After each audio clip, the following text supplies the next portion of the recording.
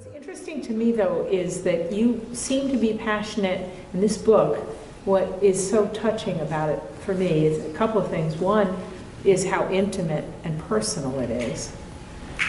But how much you very much want to share this practice. Why does sharing the practice matter?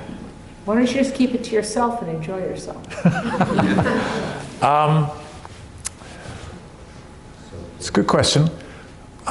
In the spirit of how you ask that question, there's probably me trying to be funny, which probably wouldn't work. And then there's the honest answer. So I'm going to try and be honest. I studied with a wonderful meditation teacher in the 1990s. Very controversial, very charismatic, wonderfully funny, brilliant guy. And I started studying with him in about 1992. And it was an extraordinary practice. And a lot of it was, I would say, relatively selfish. We had these wonderful experiences. And we were learning about how to use meditation for our lives and for all sorts of other, for transcendent experiences and things like that. But in 1997, he sort of said, okay, now it's time for you to go and teach. And I can't speak for everybody else, but I certainly had no interest in teaching whatsoever. I was just like, that'd be terrifying. I don't want to stand up in front of people. And I don't know anything. I have nothing to say. But his reasoning was that there comes a point at which you have to stop just absorbing material from books, and you actually have to go out and then share it. And the only way you're going to advance your own practice is by sharing it.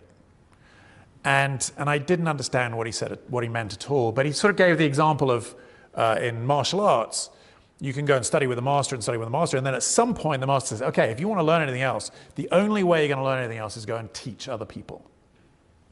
And what happens when you go and teach is you have to sort of work out, okay, what is this thing that I do?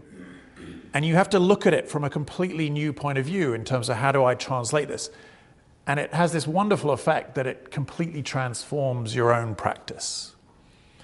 And it took me 2 years to have the courage to actually go and start teaching. And even then, it was only because I was bullied into it.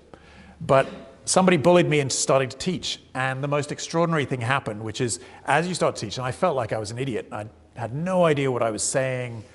I didn't want anybody to show up, but I was terrified that nobody would show up. And both things happened, like people did show up and then nobody showed up and things like that. But over time, or in fact, very rapidly, I realized that my practice, my own meditation practice, changed completely. So I absolutely love it when people come to class. And I really do truly hope that people get something out of class, and I hope people get something out of the book. But I promise you, I get way more out of it than anybody else. So that's, in all honesty, it's a very selfish reason why I do it. And I hope it helps people. But ultimately it is because it helps me.